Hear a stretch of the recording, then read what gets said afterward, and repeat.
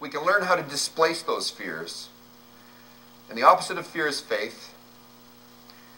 And faith is absolute confidence. Airtight, watertight confidence that you can have what you want to have. Despite the circumstances, despite the environment, despite the situations. I found that wanting and expecting was one of the most important things that I could learn. Because if I want something in my life, wanting, and according to Napoleon Hill, that if you want to achieve something, you have to have a burning desire. When I checked out desire really closely, I found that the beginning of desire was wanting. You have to want it in the first place, and the more you want it, and the more you see it from different angles, and start to experience it mentally, emotionally, physically, psychologically, and spiritually, that idea plus emotion equals a thing. Any idea plus fear equals a thing. So whatever you fear the most, you're reinforcing and making stronger and putting into absolute reality. Any idea that you wrap in faith becomes a thing. The more you think about it and the more support you give to it through repetition, the more you manifest it into absolute reality. The thing that converts ideas into absolute reality is emotion. Don't get sidetracked by somebody making some kind of an announcement that some .com initiative or some Zillow initiative is going to put you out of business.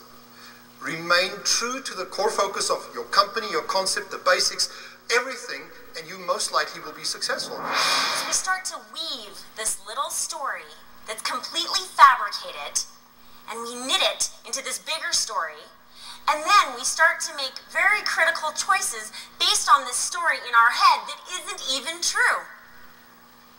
Fear is an opportunity to say, hey, clearly I need to be in action right now. When you get that feeling in your gut, it's an indicator that you need to go out and do something. You need to be creative. You need to practice your artistry. You need to problem solve. Take this and run with it. Own it. You got to be willing to do whatever it takes. You got to be willing to sacrifice. We all say we want more success. We all want to get more money. We all want to get more success. We all want to get more of everything. The only way you get more, and this is very, very important, is you have to understand you have to give some things up. So we're all in a little bit of an uncomfortable position, and we have to do a few things we don't want to do today, don't we? Do you think this was easy for Steve to build? Do you think this was a piece of cake? It turned into a cause, didn't it? I think when we get under pressure, we forget the cause. It's called The Ultimate Secret to Getting Everything in Life You Want. Anybody read that book? A few of you have. The Ultimate Secret to Getting Absolutely Everything in Life You Want. This is what he said the secret is. You got to be willing to do whatever it takes in order to get what you want. Then he says this. Life will rarely ask you to do what it takes. Life will always ask you to be willing to do whatever it takes.